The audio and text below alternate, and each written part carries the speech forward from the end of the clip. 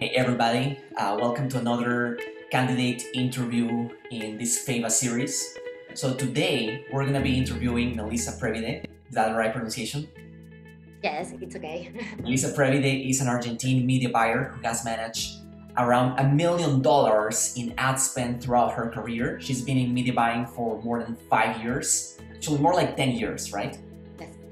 So she's been one of the OGs, one of the original here, way before the whole Tai Lopez SMMA trend was born. So she's been around for a while in this industry, and she can give you a couple of tips, at least, on how to become a media buyer. So first of all, welcome, Lisa. How are you doing today? Thank you, Christian. Good. I'm okay. I'm really glad the way you present me. So thank you for the warming Absolutely. presentation. So let's go a little bit about how you started. I know you've been in the industry for around 10 years, right? More like 12. Yes, I started as because I have a degree in advertising. So at the beginning of my career, when I was ending my college, I started to work on a newspaper here in Argentina, a really famous one. It's Clarín. Okay. So I started there working as a media buyer for the media owned by the Clarín group. So I started to manage the Clarín account on the Clarín channel, on the Clarín radio. I started to buy some seconds or some minutes from those media. Oh, that's amazing. That's amazing. So I wonder, because I started in college, I finished college like 3 years ago. When you finished college around 10 years ago, how was media taught? How did they teach advertising? Did they teach anything about social media? No, they didn't. Traditional? No, it was all traditional media. So they didn't knew what was going to be Google. So because I think that Google is the king of social media, not social media, but media buyer. Like you have to first know Google, and then you can learn about the other media, because everything is about Google. Google was the first one. So I got my first Google certification around 2010. And you have to go to a place, like a physical place, to get your certification. And your agency is supposed to pay for those days. It was like a week, I think. And after that week, you get the exam, and if you pass, you have those certification. And it was good at the beginning. It was really fun. They asked me to give the certification because one of the account that I was managing in another agency, because after Clarín I became a media buyer, a junior media buyer for traditional media in another agency. And I started to work with a university, and that university wanted to be on Google. So the agency sent me to make the course. So it was that the beginning. Awesome. So the agency, that was Clarín, right? Or was that another agency after? Another agency. It was a small agency, but we were handling the managing, I think. The UADE account. It is Universidad Argentina de la Empresa. It's famous here in. Is that the one where you majored? No. I was on the competition. I was on UCES. I don't know. UCES, it's a university also from Argentina, a really good one. So just curious, when they were teaching at that time, did they teach anything about like copywriting, like principles of marketing? Was that like the basics? No, they used to teach us about Kotler. I don't know if you. Philip Kotler, yeah. Yes, Kotler. It was like the old marketing. The old marketing. It was everything about advertising, the career. It was about if you were going to be an account manager. They didn't teach you about media. It was like a really, okay, make this flow, a radio flow, a cinema flow. Creative brief, right? They give you they teach you you can have a media brief, a creative brief, an account brief. But if you have a media brief, you have to make a flow on an Excel and add and make some formula, and you are going to be like I remember I also took one advertising class, a couple in college, and that was like 2018, and I remember it was pretty outdated then. They didn't mention like Instagram, Snapchat, which was a trend there. They just talk about like radio advertising, pricing, branding, but very basic. It was pretty much being an account manager, like how to be an account manager for an agency. Yes, and for Facebook, you couldn't buy media for Facebook by your own. You have to make a pool of agencies buying on Facebook. You have to buy, I think, $10,000. So you have to get with another agencies, like, okay, we are going to there was a company that used to gather all of the agencies. You are not talking with everybody. It's like right. Okay, so when you started, since you were from the beginning, when Facebook started rolling advertising, yes, you couldn't buy as an individual. Like as Christian, I couldn't buy ads. You need to pull agencies. Yes. That was in South America to be able to buy one piece of media, right? One ad. Yes. You have to make a pool of agencies buying together because you couldn't buy by yourself, and you didn't have all of the objectives that you have today. You could only have like reach and frequency. Yes, it was not like today. You couldn't choose as now. Wow, no, I feel like I remember Facebook that 2028, 29. I was not an early adopter. Like I joined Facebook in 2011, but I thought as a consumer, never as a producer. I never thought that you could make money of selling things on Facebook, let alone managing media for other people. Like I was a kid and I would say, okay, this is just like a game. It's like a game. But you didn't have like the way of seeing your own ads. It was the agency that give you the results. You didn't have like the chance to get in your business administration. You couldn't get it was all more bureaucratic. It was all more like a corporate. And then, do you remember in what year did they democratize? Did they put, okay, people can buy media buying. You can buy $10 in ads right now. I can't remember exactly what year because I started to work with the IBM account on a big agency. Yeah. And I used to only use Google because it was the really good one. Google and LinkedIn. We used to buy leads on LinkedIn and running always going campaigns on Google. But then I changed to 20th Century Fox, the movie account. Yeah. And they were on Facebook. So I started in 2014. It was already free way to buy your own media. Got it. Okay, so I remember in your resume, you mentioned that you work in Clarín, then you work for a couple of agencies, and then you hit like the breaking point, which was Ogilvy, right? Which is one of the biggest agencies in the world. Yes, Ogilvy. And when I was working there, I was managing the IBM account. Yeah. From Argentina to 7 countries, all of Latin America countries. And just curious, when you worked there, because I remember when I was in college, I thought eventually once about applying to Ogilvy to work, like corporate. New York, like there's Ogilvy Chicago, Ogilvy New York too, here in my area. And there's a book, I think, like, I don't know if employees there are required to read, it's called Ogilvy on Advertising by David Ogilvy, the founder. Yes. Would you ever, like, as corporate training, get to read that book? Because it's a classic of copywriting. Yes, I have it. I didn't know it's a red book.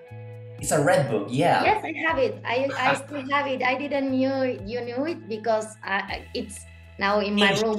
No, it's ancient, but it's a classic of like traditional marketing, like the principles. Yes, But it's the old idea. Now you are going to advertise in Google, and in Google, the client is looking for that keyword. So you need to show. Yeah. You don't need to like, okay, you are going to need me. They know they need you. They are asking for you. So in Google, it's that way. Maybe in Facebook, it's the David Ogilvy way. Like, okay, be red, be like impressive, be big. Right. So you started there in Ogilvy. That was 2011, right? Yes. And how do you get it? You just apply, like present your resume. Do you have to go to an in-person interview? I'm sure it was competitive. It was a competitive position, right? It was a good way because I was working in a small agency, and my boss, I was a junior media buyer, and my boss, it was a senior media buyer. He went one day and he told me, okay, I'm going to work in Ogilvy. So I was like, oh no, what's going to be with the team? And then another of the team told me the same. And I think, okay, this is the way. Okay, and I sent my resume, and they were like choosing or making another team because they earned a new account. It was a big account. I forgot the name. What was the industry? Well, Genoma Lab. Genoma Lab, yes. Genoma Lab, it's well known in Mexico, and here in Argentina, it's the owner of the Asepsia, Cicatricure. Yes.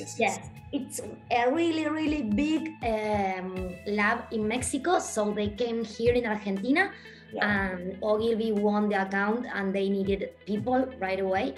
So I was like on Yeah, and back then in for Genoma Lab, which is a big brand, do you remember which platforms were they using back then?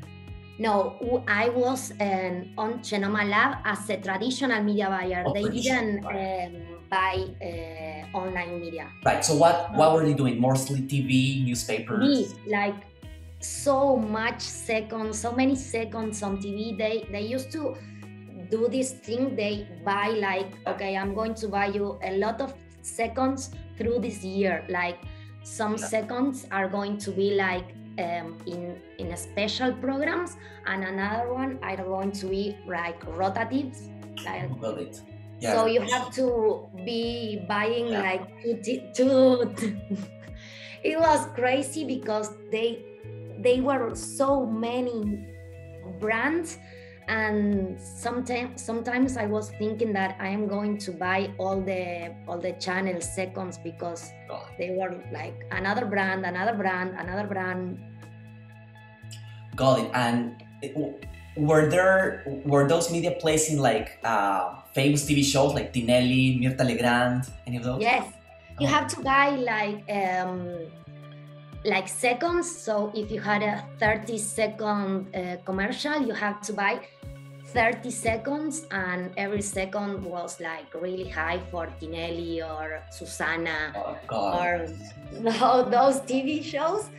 But then they also give you a really big discount. So it was, I think that traditional media buying was like super, I don't know how to say it, dirty, because you didn't see how many discounts and you didn't see how much you were paying. Yeah, you can't see all the metrics, right? They tell you, oh, these people watch it, but you can't tell really. You couldn't figure out it was running your ad. It was working. So when Google came, it was okay. I'm not going to trade with any agencies. So I think that's the really good way, because you know how much you are spending, and you can tell your client, here it is. I can give you an access. You can see, but you cannot touch. You have to pay. You only have to pay, but don't touch my campaigns. Okay, got it. And just curious, were you the media buyer? Like, of course, you're in charge of buying, but were you also the creator of the campaign? Like, did you write the copy? Did you for IBM, create like the storyboard, any of that? For IBM, that was my first, yes, I had to make the headline and the copy.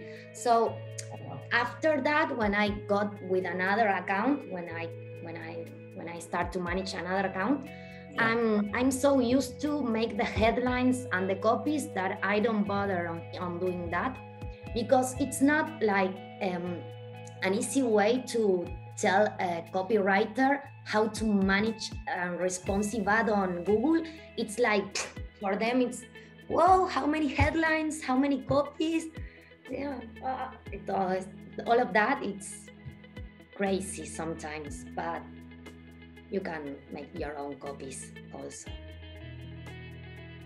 Got it. So back then, I'm pretty sure between Google and Facebook, what are the biggest changes that you've seen between Google and Facebook when ads were starting, 2011, 2012 until now? Like, how have those platforms changed besides, of course, functions, interface, accessibility? The one that changed the most, it's Facebook. Facebook, it's like something really different from what it was before. And Google, it's mostly the same. I think that Google, it's more technical, and Facebook it's more like creative, and it doesn't have the same expertise as Google. Google, you can have a support chat like in a minute, and Facebook, it's so many like bureaucratic. Bureaucrat. Yeah, you're on your own. In Facebook ads, pretty much you're on your own, right? It's harder to get. It's easier to get a Google rep, a Google support rep, than a Facebook support rep. Yes. So what skills does it take? Like in Facebook, you need to be a good graphic designer or hire a good graphic designer, right? To have good creative. And then you need to be a good copywriter, right? How about Google? Like, what skills do you need to excel at Google Ads and at Facebook Ads in your experience?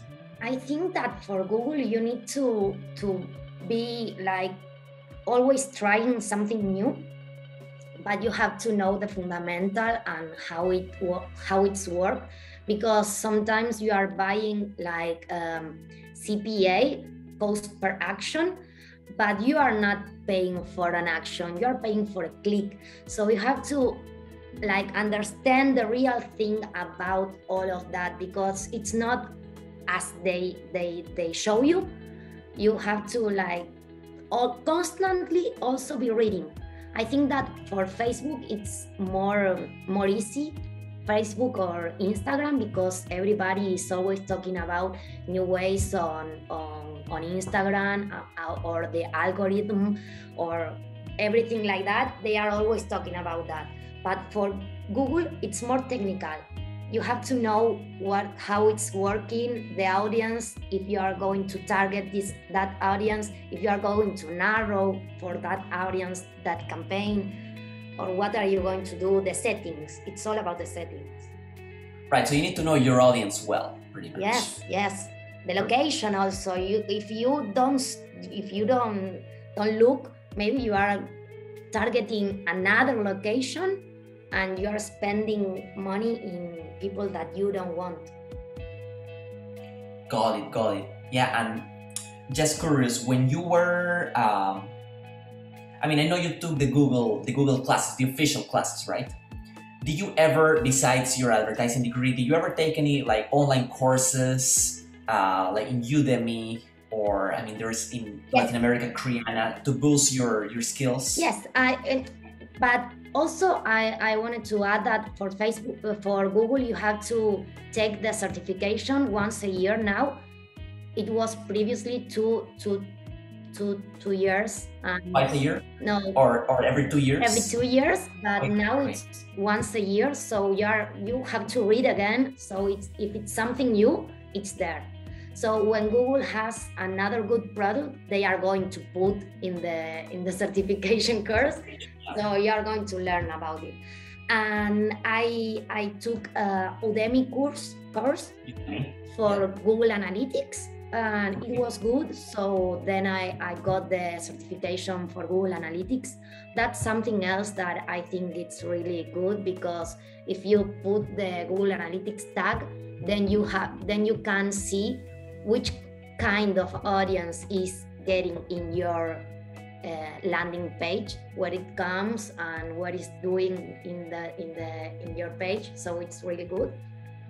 And then I took also the high-level course. The high level, the free course. The high-level free course, because well, you told me, but it was good. I like taking courses. And how about Facebook? Like, where do you learn? I know there is a Facebook blueprint. I've heard it's not that good. What are the best places for you to learn Facebook, Instagram ads, those? Well, as I was saying, on my Instagram account, I follow a lot of like media agency, online media agency, and they are always talking about the new things on Instagram or Facebook. It's always more about Facebook. It's always more about Instagram than Facebook, but they are always like telling the new things there. So, but Facebook, it's not the same. I think that for Facebook, it's like a hole sometimes that you don't know what's happening there. Got it. And how about other forms? Like, have you tried? I know in your resume you mentioned Snapchat ads, Twitter, LinkedIn ads. Twitter ads. It's I think it's almost as Facebook ads or Google, because I think that Google was the first one and then Facebook came. So it took almost the same things as Google, but they put it on Facebook, and now they change a lot. It's something else. But Twitter ads, it was like really easy to do them. It's almost the same as Facebook. And I also used to do LinkedIn ads. There were also by or through an agency. You can't buy them like in your free way, but it's the same. You can buy some leads, like you can target your campaigns to like some positions. So I want to send an email, like a personal text for all of the managers, regional manager of I don't know which position, and you can do that. Right, I know in LinkedIn right now you can buy actually directly, so they open everything, but I've heard they are very expensive compared to Facebook. But they gave you really good leads, but because you can choose, I'm going to like target the CMO of. Right, so it's higher cost, but it's also higher quality because you can target jobs, right? Yes. On Facebook, there are a lot of broke people that don't have any money. And they don't have the business mail on Facebook. So you don't know which company, you don't know anything about them. Absolutely. So after Ogilvy, you started doing freelance, right? Yes. I started to work through an agency with the La Caja account. It's an insurance company here in Argentina, owned by Generali.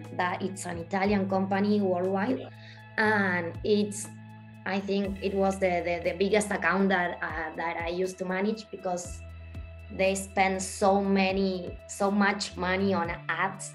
And then when in 2020, when the quarantine came, they had to turn off all of the advertising and all of the sucursales. How do you say I would say the locations. Yeah, you could say all the locations, right?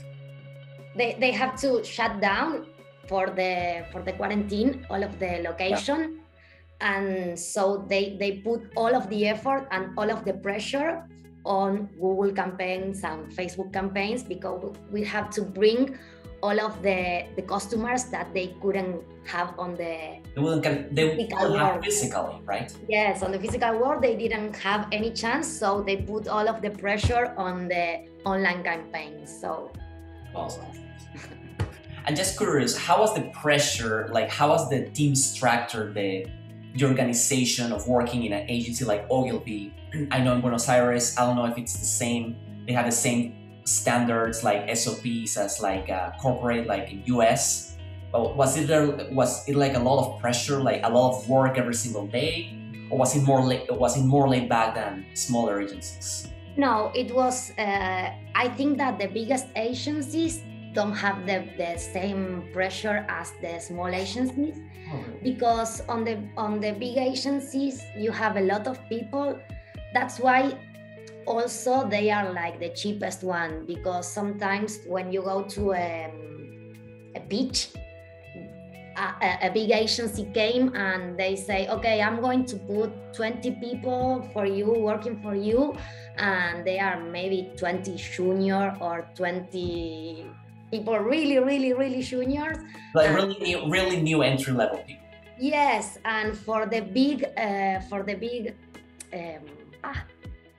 positions, you have only one or two, and they are managing like 3 different accounts and only watching the results and letting the small people or the younger people do the operations. Right. So it's like the senior people. You were one of the senior, right? Well, I started as a junior, and then when I started on IBM, I became a senior, and they didn't tell me what to do because my boss was on Miami. Oh. So we were a group of 5, 4 media buyers and an assistant, and we were okay, but we have to present every OC to the administrative team, and they have to. Okay, this is it, okay. Oh, okay. So what that means, what you're telling me is that in the bigger agencies, in your experience, it was more laid back because you had more ground, like more people doing the legwork, right? More people doing the operations, and then you could just be like a manager, like overseeing, right? Overseeing, yes. And were the results affected? Because I've heard, and there's a big agency here in Naperville that they do that. They hire a lot of like entry-level people right from college. And a lot of people don't know anything about. They are learning, and they take care of the campaigns because they are big agencies. They say, oh, like we're a big agency. Like they don't care that much about the results. So was that the case? Were results affected by that? Or well, IBM used to like get the same results every month, and they have a lot of money, so they didn't care a lot. Maybe it was like, okay, for the Latin America segment or group, there's always working. They were more interested in another like markets, like the US market or the Europe market. Okay, the Latin America market, it was on the way back. Okay, so because they have a lot of money, they didn't care that much about their results of other priorities, right? Well, with the biggest, I think, since I'm working a lot of years now, I think that the biggest company are the ones that don't watch the numbers number by number. They are more like, okay, at the end of the year, we are going to see if we continue with you or we are not going. So through the year, do what you want. You have all of this money. We are expecting this. Yeah. Now here, like in the US, like I don't know if you've seen all this new generation of like young people that are getting into the digital marketing industry because they saw a course and they are starting their agencies. And here, like these agencies have a lot of pressure because clients are small businesses that don't have a lot of money, so they are on your toes. Yes, right? Yes. So this job that we got you, this job that we help you get, Feva, you got the job through the interview. Yes.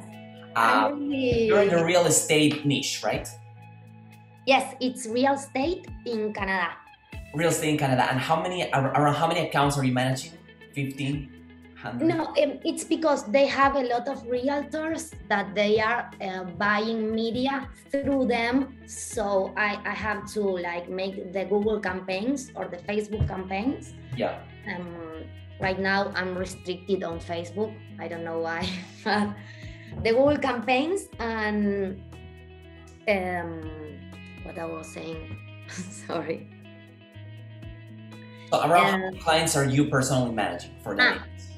Yes, They have a lot of clients, like they activate and they maybe post the campaigns when they get the objective, and then the next month they are going to turn on again.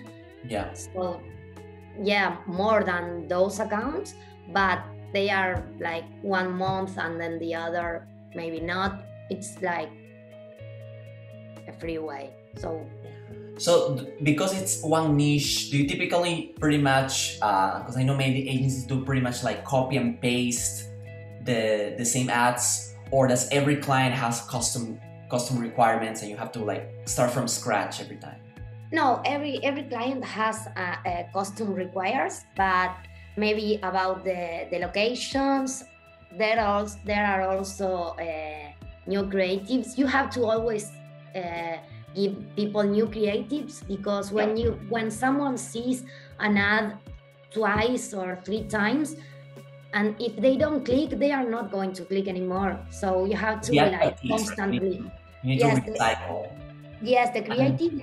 You have to always use them, and I think now and then, no, not now, it's more about the videos, because people are watching more videos, and also the platform it's looking for people to watch more videos. So if you put a video, they are going to show your video more than a single image ad.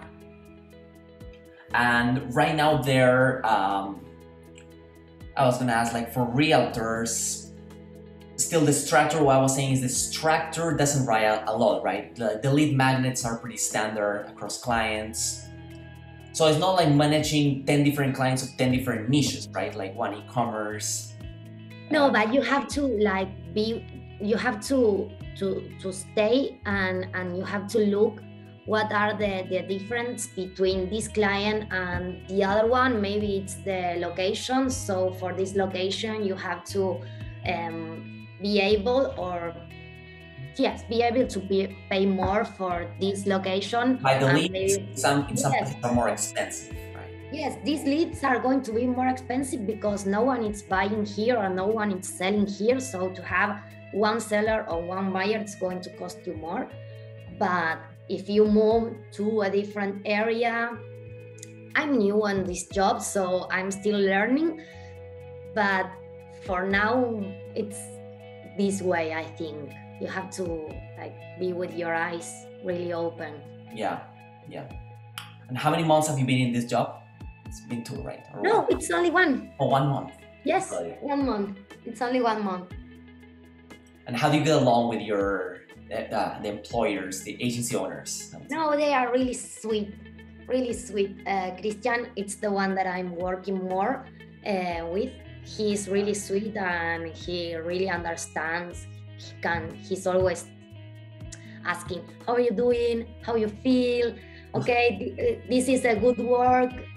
And I think one of them speaks Spanish, or there's somebody in the team. Yes, no, Christian, he speaks Spanish. Oh, perfect. So with me, he tries to speak Spanish because he likes to practice his Spanish. So that's what I would do. That's what I would do too. Yes, it's more easy for me because I don't have to use that much my English, because sometimes I get a mix. Still, you don't need that much. That's why I tell all of our clients, like if you're going to hire a media buyer, like you don't need to speak perfect English. The results, the analytics are what matters most, right? Yes. Some clients insist, anyways. So finally, to wrap up this interview, a couple of questions. What advice would you give somebody who is starting into media buying, like a young media buyer in 2021? What would they need to do? What do they need to study? What skills they need to have? Okay, I think that the main thing that you have to do is get a Google certification, Google search certification, Google display certification. Those ones are, or the video also, those are the fundamentals for like managing accounts. And I think that once you understand those, that they are free and they are really good. Once you understand those, you can maybe try to understand the Facebook blueprint, that they are like easiest, but not as deep as Google in technique or in knowledge. Right. And also, I think that you have to be able to think in a way that, okay, if I am a consumer, I will be like needing this, looking for this, set up the buyer persona, for your campaigns. Right. And how would someone who is starting and doesn't have any clients or results, what do they need to do to get their first job or their first client? I think that you have to be looking, I don't know, in LinkedIn or maybe in some freelancers platforms, like a first job, a small account, and always like be clear, I'm new, I'm going to start with this, we can start with a little bit of money, if you trust me. Or maybe you can also like give this speech, okay, I think that your brand needs be online, needs to be online. I think I can help you with your sales, and maybe if I help you, you can give me a percentage of that sale, or you can pay me like after the results, right? Yes, you are going to, first of all, I think that you have to go after the results. Once you get the results and once you understand how it's working, then I think that you are going to be able to gain money from it. Yeah, exactly. That's why I tell some of the candidates who are new and they are applying, and tell them, like, first you need to at least, deliver some results. Then you can charge after, if they are paying if they are getting the results or a percentage. Now, in your case, it's your experience. Of course, you earn the right to charge upfront. Because when you are new, you are going to make some mistakes. It's always going to happen. But you have to like be with your eyes open, because when you see something that, okay, this number, it's not, okay, what this number is 0 here. Okay, I have to know where it began, where the problem began. So you have to like be looking for the problem. Yeah. That's, I think. Absolutely. Awesome, Melise. So we're going to wrap up the interview here. I'm glad you're enjoying the job. Now, a little bit of a plug here. At Feva, we get people, media buyers, virtual assistants, graphic designers, and more.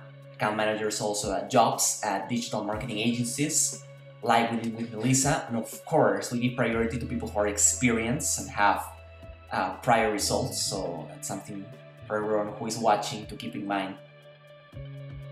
Thank you. Do you have any questions for me or comment? No. Thank you for your help with getting this job. It was like in one day I got the interview, and we get really good together with the owners of the agency. So it was like at the day after, they told me, yeah, we want you. And we got you the interview pretty fast, right? Like you applied and then it was like a week or 2 weeks later. Yes. First of all, I got the certification, the Google certification updated, and then I applied. Absolutely, yeah. That's so for everyone who's watching, get certified in Google Ads, please. Yes, because it's the way that you're going to say, okay, I know, and Google is saying that I know, so yeah, something. Absolutely. Okay, Melise, well, enjoy the rest of your day. For everyone who's watching, thanks very much. Just apply what you have learned here. Thank you. Bye. Bye-bye.